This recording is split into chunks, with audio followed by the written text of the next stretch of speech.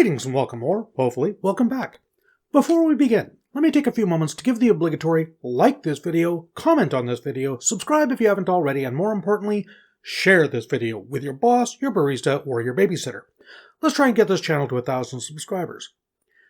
As this should be the first video of 2026, I hope everybody had a Merry Christmas and a Happy New Year. I know I did. Be sure to check out my Patreon channel. Consider becoming a subscriber and help keep Gregor energized with pizza and beer. Seriously, editors are a large part of what makes the world go round in this business, so give them some love. Links are in the video description and in the page description in both YouTube and Rumble. And lastly, a quick shout out to my Tier 3 and 4 patrons. Russ of the Frozen North, New5AC, Nick, Zachary Langmead, Scarewolf1206, and Zachery Raney. Thank you very much. And now, on with the story. The Deathworlders. A story by Philip R. Johnson, a.k.a. Hambone, Hambone HFY, and Hambone 3110. Chapter 24, An Alien World. Part 14. Date point, 10 years, 4 months, 1 week, 1 day AV. St. James Place, London, England, Earth. Major Owen Powell. Admiral Sir Patrick Knight was in his element, surrounded by ancient brickwork and the bustle of the working palace, guiding the VIPs and their protectors into the back of some understated black cars before sweeping into one himself. He seemed to fit in at the very heart of Britain's constitutional monarchy, unlike Powell, who'd spent so many days now involved in the business of the Gowan diplomatic tour that he was about ready to throw himself at the walls to burn off his excess energy. Goodness knew how Burgess and Aries were faring. Between the fact that their own routines far exceeded his for strenuousness and the much greater atmospheric oxygen relative to what they were used to in Folktha, he would have expected them to be fizzing by now. That they were holding it together was at once both surprising and encouraging. "Penny for your thoughts, Powell." He jumped slightly as Riley Jackson, who somehow managed to be quiet even on the hard heels of her Air Force Blues, stepped up beside him and gave him a gentle touch on the elbow. Any more affectionate gesture than that would have to wait for back in the hotel. He rubbed at his chin to cover the startle. "Just finding it a bit strange the 2 American lads under my command are off to meet the king, and I'm sat here twiddling my thumbs until they come back," he mused. "Jealous?" she asked teasingly. Powell watched the motorcade depart and turned towards them all. "Yes and no," he decided. Jackson looked around. "We've got half an hour before they're due back. Nothing to do in that time, and you're on edge. I know it's not much next to your usual regimen, but why don't we take a stroll? Get a look at the place. I've always wanted to visit England." "Aye, that sounds nice," Powell agreed. "Bloody nice weather, too." "If you say so," she half-smiled and picked at the blue pullover sweater she had on over her shirt. "It's kinda cold for my tastes." "Blue sky," he pointed out. She rolled her eyes and her smile got a little broader. "Oh yeah, break out the beer and hot dogs." That got a chuckle out of him. "All right. Not sure where we can stroll to around here, though." "That's fine. Let's just get away from those cameras." They did so, heading away from the stable yard and hugging the wall, until suddenly they found a secluded spot where nobody could see them. Powell felt a hand on his upper arm, and when he turned to check on her, she surprised him with a brief but tender kiss. He blinked and laughed. "That was nice. What was it for?" "Come on, how often do you get to sneak a kiss in the grounds of a royal palace?" She grinned, and, with a tilt of her head, suggested that they should start walking again. I know, we're on the job. There's media around. I should be more careful." "Oi," Powell chuckled at her. "I won't tell if you don't. I like the thrill of a little danger myself." "Fucking A," she nodded and then put a hand to her mouth guiltily. "Probably shouldn't swear here." "It's not a fucking church," Powell teased. Their stroll took them back around an internal corner of the stable yard and back into the view of the news crew. "So, what did you mean by yes and no?" Riley asked him. Powell shrugged. "I never met the king, but they have that tradition of service. I remember there was this interview Harry gave, when he was crewing Apaches in Afghanistan. Summit came up and he just ripped the mic off and belted for his machine and his mates. I've got a lot of respect for him in that regard. You know better than anyone, it's got to be hard being military and being a celebrity at the same time. Tell me about it. She kept a professionally neutral face as the camera turned to watch them pass. Just two officers going about their business, rather than two close friends enjoying each other's company. So, yeah, on that level I've got a lot of respect for His Majesty and the lads, but... Powell checked they weren't in the earshot of anybody. I don't know. I've always been somewhat of a Republican myself. Isn't the king your commander-in-chief? Aye, and don't get me wrong, I take that fucking seriously. So long as that's how it works, I'll go with it. But if there was a referendum tomorrow about becoming, I don't know, the United British Republic or something like that, I know which way I'd vote. I'd rather have a proper constitution than all... He waved a hand at the Tudor opulence around them. This.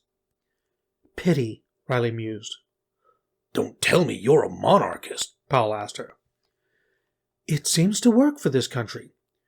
It just wouldn't be Britain somehow without it, you know? It's not like all those building stuff would just go away. Hell, it's not like we'd roll out the fucking guillotine either, Powell pointed out. Yeah, I know. Just... She sighed and smiled at the brickwork. I don't know. Somehow I think the magic would go out of it. They're just blokes, Powell pointed out. Nice blokes, sure, probably. But they shit like the rest of us, and I bet they're fed the fuck up with cameras, too. Too bad all of the princes and princesses who are old enough aren't single. Now there's a fucking original fantasy nobody's ever had before, Powell retorted, knowing full well she was only teasing. She laughed again. Yeah, and it's not like I need the visibility, is it? Money'd be nice, he suggested. Maybe. You know, I don't know what I'd do with more money. Aye, me either. So, is that why you didn't go with? She asked. I mean, you commanded the mission. Same reason you turned down the Medal of Honor, Powell told her. Jackson had summarily dismissed any suggestion that she should receive it, even though the president had practically jumped at the chance to give her one after a mission-saving stunt during Operation Novahound. Current scuttlebutt had it that she'd be getting an Air Force Cross instead. I don't need the publicity. I don't... Powell, I turned down the MOH because politicians don't like letting heroes... She gave the word a contemptuous flourish that suggested that she thought of herself as anything but... put themselves back in harm's way. Accepting it would have ended my career. I can handle publicity and fame, even though I bitch about it, but I'll fight tooth and nail to keep my wings. Wouldn't know what to do with yourself without him, huh? She shook her head. Would you know what to do with yourself without the SOR? Powell bobbled his head, conceding the point. Guess I wouldn't. That ain't gonna end well for either of us, though. You know that, right? She nodded. Yep. Either we live long enough that something forces us to retire, or we get our asses KIA. She checked to make sure they weren't overheard, then leaned in conspiratorially. Don't tell anyone I said this, but sometimes I feel like I'd prefer the latter. It scares me less. Powell nodded. To die will be an awfully big adventure, he quoted. She nodded. Peter Pan, that's us all right, scared to grow up. Christ, when you put it like that, it sounds almost fucking cowardly. Peter Pan was a coward. He was a child, immature, not the same thing. Great, so either we're cowards or we're childish, she grinned, but there was an uncertain edge to it, and she stopped suddenly. Do you think it's true, either of them? Powell shook his head. I'm walking around with a woman who literally took a fucking bullet for me, he said. And she did it fighting cannibal fucking monsters from outer space who want the whole human race dead. How much more mature or brave do you want? Don't. No. Harden up and accept the praise that do ya. She sighed and waved a conceding hand. From you, okay. But only from you. Powell smiled with her, and they resumed their stroll. I could have gone with, he said, gesturing towards Buckingham Palace. But this is a diplomatic thing. Strengthening ties. Best to let Regaari stand out in the clear, aye? What's he receiving anyways? The George Medal for acts of bravery in or meriting recognition by the United Kingdom. Though I hear they'd prefer to take the time and commission a whole new medal recognizing gallantry by ETs, but... Not enough time? If we get through this whole visit without something going catastrophically wrong, I'll consider it a bloody miracle, Powell grumbled. 5 fucking days. 5. I've run some hasty bodge jobs in my time, but 5 days' notice to babysit a couple of ETs around a planet that's becoming a fucking byword for deadliness up there. He jerked his head skyward. Just about wins the prize. Worth it, though. Powell scratched the side of his head thoughtfully. You think? You said it yourself. Dexter saved the mission, Riley pointed out, and I've met Gowans myself. If you ask me, we want them as allies. Powell rubbed his jaw uncertainly. I reviewed Warhorse's helmet cam footage. Regaari, he fucking deserves what he's receiving today. It's the rest of his species I'm not sure on. And to be honest, even a scrappy little gaffer like him, what would an alliance even look like? If we were to do joint training and it turns out they wouldn't wind up slowing our lads down, I'll eat my fucking beret, badge and all. They're not Deathworlders. Want to bet? Absolutely, he nodded. If we ally with the Gowans, it'll be nice, but we'll be the ones doing all the hard graft, bet you. You're on, Riley grinned. Though I'll be kind and have a cake replica made. No sense wasting a good beret. Fair? Aye. So, either I'm right, or I eat a cake. Not exactly a lose-lose, is it? Fine, fine, she laughed. Loser treats the winner to a nice meal. Somewhere fancy. Oh, aye, yeah, Powell rolled his eyes. A date with you's way worse than eating my cake. That's my cruelest offer, you sarcastic sadist. She waved a mock scolding finger. Besides, you'll be paying. Only if I lose. Oh, you'll lose, she told him. I promise. Done. Powell glanced towards Buckingham Palace again. And I hope to God you're right. The Mall, London, England, Earth. Ava Rios. Is that them? I think that's them. Sean, for crying out loud. What? I think it's kind of a big deal, Ava. Aliens visiting London, and we have a front row seat. Yeah, but that's not them. Oh. Sean deflated and Ava fidgeted with the camera. They had front row seats, all right. They had press seats courtesy of Simon Harvey, who had figured that alien VIPs in the heart of London was a decent starting point to test his young apprentices before they got onto the real deal. Okay, that's them, Sean asserted, as a convoy of black cars turned onto the mall and processed with dignified slowness in their direction. Ava had to agree. Cameras were being focused all around, and she raised her own, doing her best to stay on top of doing her job when her mouth was dry and her heart pounding. Simon put a hand on her upper back in a reassuring avuncular way. Nervous? Part of me hopes he'll see me. Part of me hopes he won't. Simon patted her shoulder. You're fine. You've got this. She nodded and kept her eye to the viewfinder as the cars stopped in a genteel semicircle behind the barriers, under the watchful gaze of metropolitan police in their high-vis yellow jackets that reminded her so much of Cimbrian colonial security. To her dismay, Adam stepped out of the car first. A sea of people near the front of the crowd earned Ava's immediate hatred by going mad for him. She took a picture, framing him versus them as he awkwardly raised a hand to acknowledge the attention before getting back to the job of tending to Regaari as the Gowan carefully levered himself out of the car. By the time the VIPs were on their feet, he'd received the attention of the crowd and been escorted into the palace. She'd managed to become totally focused on taking pictures, while beside her, Sean, armed with a tablet, did his damnedest to keep up with the flow from her camera, swiping them into a multitude of different folders for the immediate upload and sale to whatever news and stock image agencies couldn't be present to generate the pictures themselves. Within hours, one of Ava's pictures would be on the front page of a newspaper. Adam was the last to be ushered into the building, and she finally relaxed as it was closed behind him. He'd never even glanced at the press. She met Simon's eye, and he nodded. Well done, he told her. It made her feel much better. Date point: 10 years, 4 months, 1 week, 1 day, AV. North Clearwater County, Minnesota, USA, Earth. Kevin Jenkins. Allison Bueller was perched side-saddle on the front of an elderly pickup, elbows deep in its engine. She was gracious enough to dignify Kevin's arrival with turning her head, giving him a cool stare, then calling for Julian, who emerged from round the back of the house with a knife in one hand and an uncomfortable reminder that meat was dead animal in the other. Not that Kevin had ever not known that or been troubled by it, but a skinned goose carcass was an unsettling sight if you weren't prepared for it. Unless you were used to it, it seemed. Even Bueller gave it a slightly uneasy glance as Stabity hung it by its feet from a hook under his house eaves and rinsed his hands from a garden hose. "Shoot that yourself?" Kevin asked him with a way of an icebreaker.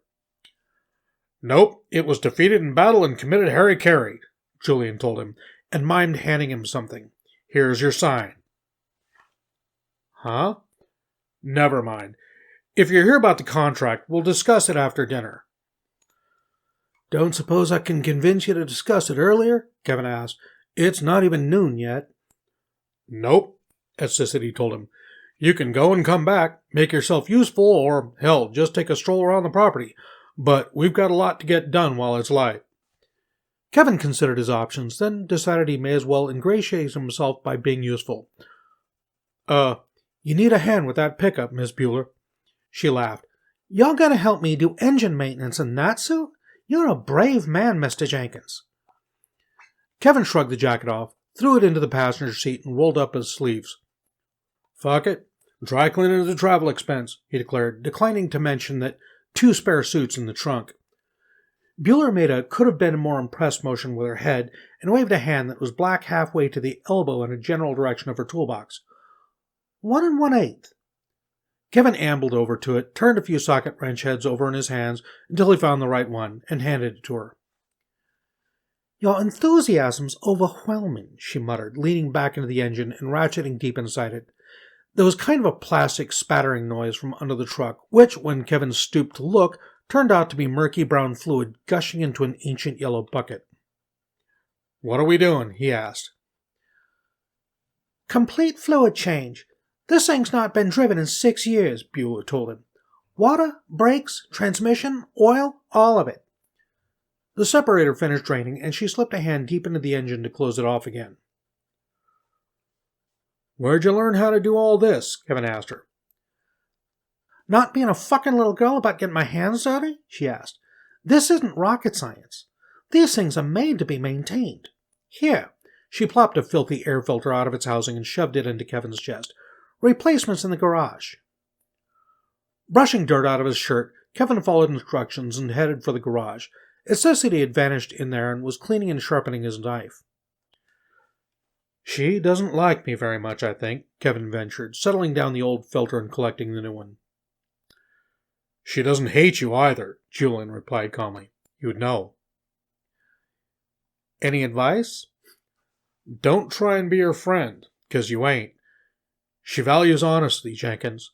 You're not here to be our buddy. You're here to hire us, so be real about that if you want to be on her good side." "And you?" Stabity tested the edge of his knife by effortlessly slicing a strip off a sheet of paper. Apparently this was satisfactory, because the blade then vanished into the leather sheath on his pocket in an easy practice motion. "I like everybody if they don't give me a reason not to," he said. "Right." Allison was waiting impatiently for the new filter when he ducked under the ceiling canoe and stepped outside again. He tossed it to her. "How about alien tech?" he asked. Allison turned back around and easily installed the filter, closing the housing with 2 firm snaps. "Why?" "I am here to get you on the payroll. Be useful to know what you can do." She snorted. "It's idiot-proof. What more is there to say? No user-serviceable parts, just pull a faulty module, order a replacement from the nanofactory, plug it in.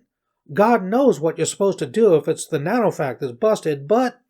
She jumped down and wiped 2 greasy handprints onto her jeans. You're welcome to bow out of the oil change while that nice shirt's still kind of clean. What, and play Triumvirate online in the car for 8 hours on company time? Kevin grunted. Tempting, but no. He caught the half smirk that she had covered by turning and digging under the car for the bucket. Suit yourself. To Kevin's surprise, the work turned out to be enjoyable. Messy, yes. But, despite her frosty attitude, Bueller did the bulk of the dirty work herself, and relegated Kevin to fetching wrench heads and buckets, storing nuts and parts safely, and fetching the fresh fluids from the garage. She even loosened up enough to give him a high five when the truck grunted into life round about noon. Thanks. That goes a lot faster with two, she told him, turning a cloth rag gray as she wiped the worst of the grime off her palms onto it. I actually kind of enjoyed it, Kevin admitted. Feels good to work with your hands, yeah? She patted the truck affectionately. What's next? Next, I'm going to clean up and take this thing for a drive. Make sure it's working okay, she replied. Gotta get rid of the old oil and stuff properly. Pick up groceries and stuff like that. Ah, Kevin looked around. Julian's up in the backwoods. Said something about making sure the beavers don't flood us out. Think he needs a hand? She grabbed a bottle of bright orange hand cleanser. Look, you're trying to get in good with us. I get that. Hell, maybe you're a great guy to have for a friend. I don't know. But your relationship with us is pure business. I'd prefer to keep it that way. I'm just trying to establish rapport, Kevin defended himself. And there's your problem, she said. Don't. I ain't interested in the rapport. I'm interested in getting the fuck off this planet, and you're the man with the spaceship. So let's focus on that, and maybe I might decide to like you. Kevin shook his head and sat on the hood of his car. You have a completely different attitude to most folks I've met, he observed. She rinsed her hands off in yet another bucket, and the orange slime she had spread all over them took most of the filth and grease with it. She started slathering on a second dose. Yeah? You know, I saw that footage of you telling Kirk and Vedrick about religion. I thought you were a straight talker. What happened to that guy? You're an atheist? That's none of your damn business, and don't change the subject. Kevin shrugged. That was 15 years ago, he pointed out. That's a long time. People change. I learned stuff about how the world works. And how does the world work according to Kevin Jenkins? She asked, rinsing her hands off again. They were almost perfectly clean now, so she shook the water off them and wiped them dry on her backside. Kevin rolled his jaw thoughtfully. Way I see it, if you found somebody who isn't trying to manipulate you or use you, you found true love, he said. And, no disrespect, but I don't love you. She gave him a flatly skeptical stare. A guy like you believes in true love. Nope, Kevin stood up. Do you? By your definition? She looked thoughtfully in the direction of the woods for a moment, then nodded with a half smile. Absolutely. Look, make yourself comfortable indoors. We've got a big TV and satellite. Hell, we've got an old Sega if you want. Whatever. I'm going to be gone a few hours, and so's Julian. Sure? Don't get motor oil on the couch. Right. Kevin fetched a change of clothes from the trunk as she headed indoors. The screen door did its banshee impersonation behind him as Allison vanished into a bedroom. Things had tidied up nicely inside, even in the 2 days since he'd last visited, and he took a quick tour. Kevin didn't believe in feng shui, but rearranging the furniture had done a lot for opening the place up and making it feel brighter. Now that the big glass doors on the back deck weren't half blocked by the television and the antediluvian floral print heavy curtains had been taken down, there were dark patches on the walls where some of the infinite decorations had hung for decades, protecting the pigment. The incandescent bulbs were gone, replaced with modern smart LED bulbs. Already the place looked less kitschy. Hey, look, I said we'd win this thing for you, he called out, but I wouldn't get too premature on the decorating if I was y'all. You haven't even signed up yet. We've not, she called back through the door. Just took some things down and moved some other things. Beats the crap out of paperwork, I guess, Kevin admitted. Julian needed the break. Too many fancy legal $10 words, you know. You get used to 'em with time. You can get used to anything with time, she commented and opened the door, having changed into a plaid shirt and clean jeans. But he's happier doing physical stuff. Me too, for that matter. She fished down the back of the couch and produced for him a remote control. "Knock yourself out." "This ain't exactly how I'd planned on spending company time," Kevin objected.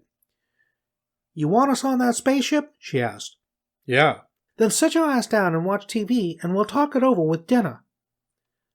Kevin took the remote off her and did as he was told, and Allison grabbed her coat and bag. She glanced wistfully at the back of the room where the gun locker was, muttered a reminder to herself about needing a license, and vanished with the screech of badly maintained screen door. Some seconds later, the truck they'd spent all morning servicing grumbled awake and pulled out. Kevin turned the TV on, browsed the planner for a few minutes, and then settled on watching the NCAA highlights. This became the pro drone racing highlights, then the golf highlights, then the IndyCar highlights. Boredom was inspiring him to idle contemplation on the merits of suicide when movement out the back window caught his attention, which turned out to be Assisity picking his way between the trees with a rifle on his back and 3 dead beaver in his hand. There was a shed next to the log pile which Assisity vanished into. Kevin sat waiting for him to emerge, but the wait took long enough that he eventually gave up and found a movie to watch in the form of Star Wars Episode 8. It was firmly in the late afternoon by the time Assisity emerged from the shed with red hands and some gory remains, with which he vanished back into the woods. He returned empty-handed just as the credits rolled and entered through the utility room, the door on which was mercifully silent. There was the sound of running water, and, at length, he padded through into the kitchen and grabbed a water bottle from the fridge. His prosthetic foot sounded strange on the linoleum. "Good couch, isn't it?" he asked. "Damn good," Kevin admitted. "Been sat here for hours, and I'm not getting antsy." "Drink? We got Pepsi, iced tea, water, or milk?" "Pepsi'd be good, thank you." Julian closed the fridge, stepped around the couch, and sat down next to him, handing him a drink can. "Star Wars?" "Yep." "Hey, yeah?" "What's with the beavers?" Julian chuckled. "Good eating on them," he said. "Hell, beaver tail's delicacy." "You're shitting me." You gotta hang it for a day or two, but you cook 'em right and they taste kind of like smoky pork. Pelt's useful too, but it can kind of get cut up in the spring when they fight.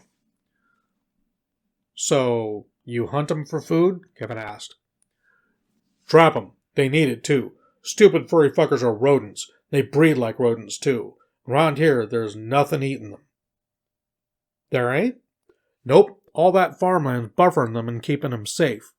Julian scratched at the back of his neck. "Right now, the population's getting just big enough to eat more than the land can give them, so I've either got to cull them right back or they'll starve anyways. We may as well get a meal out of it, right?" "Bet you make a lot of friends in PETA with that attitude." Julian produced a silent beat of humorless laughter that was over as soon as it had started.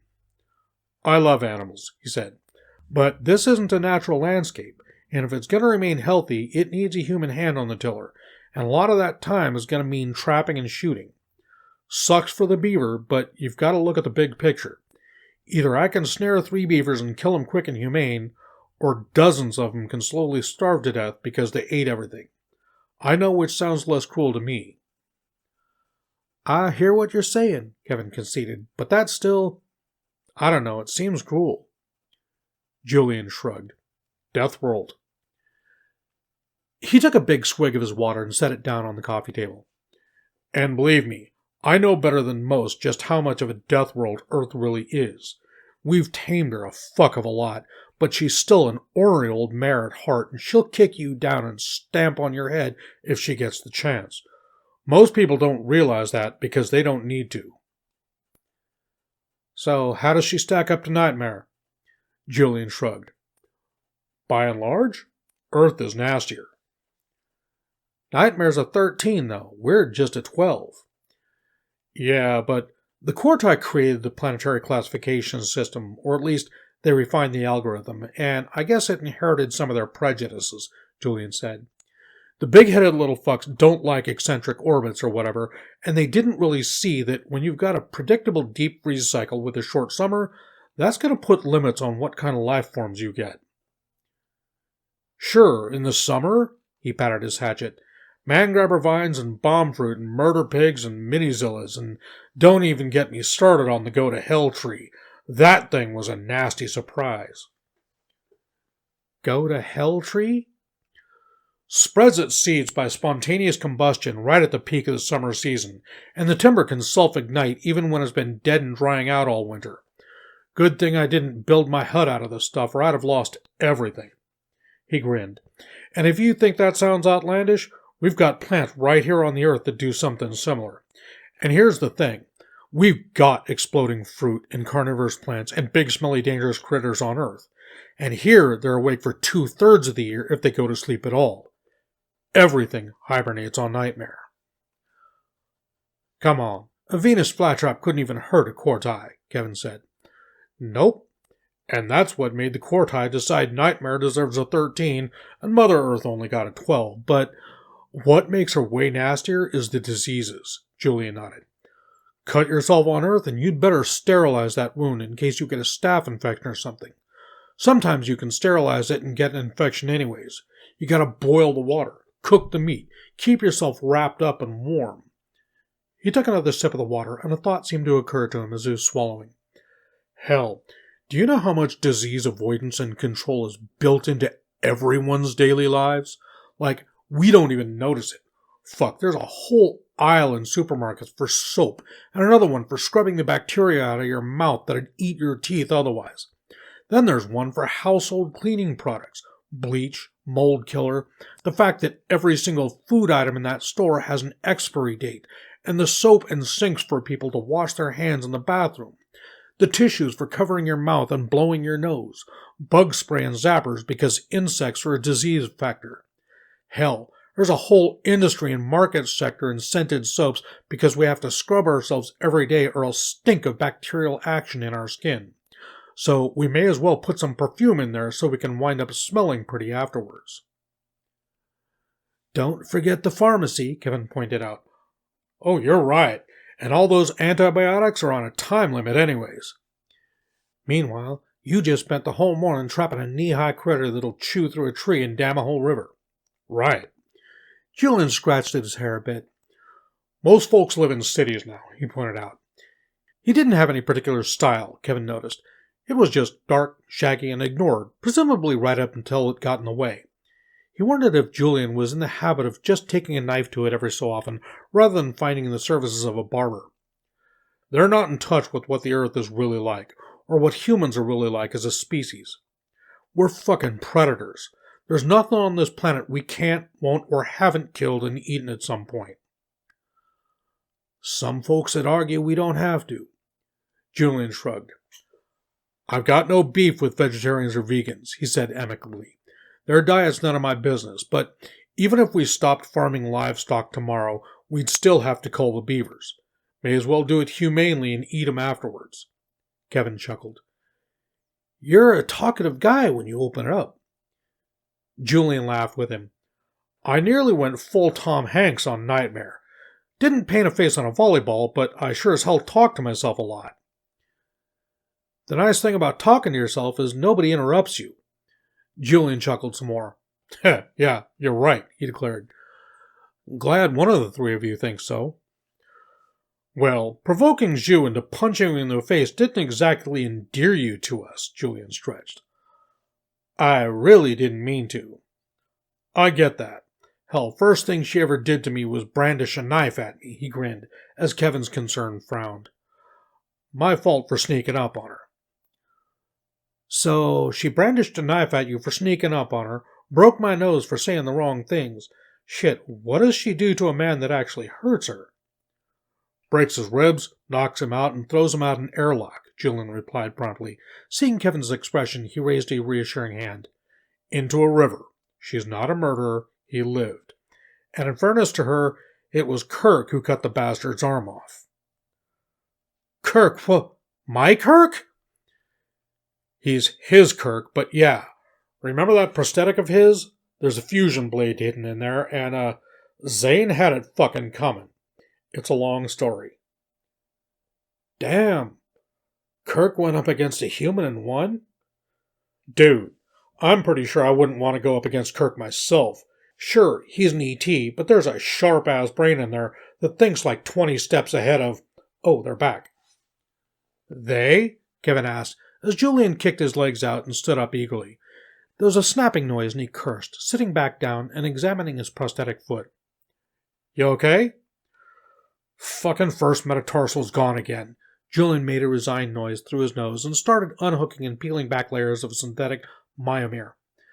If the composite bones of his foot hadn't been carbon black wrapped in obviously artificial white muscles and tendons, then the view of his foot flayed open would have been an obscene one. He dug around inside of it with one of his smaller knives to scrape out the dried adhesive from a previous repair and dug out a small tube of superglue out of his pocket. "Simple fix," Kevin noted.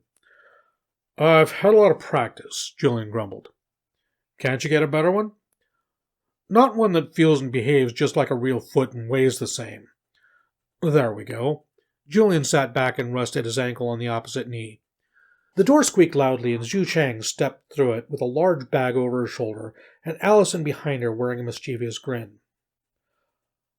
"Ah," Kevin cleared his throat and stood up. "Miss Chang." "Mr. Jenkins," she put the bag down warily. "How's the nose?" "Healing." "Good. That's good." Kevin became acutely aware that Allison and Julian were sharing an increasingly amused expression as he and Julian both stood there in awkward silence.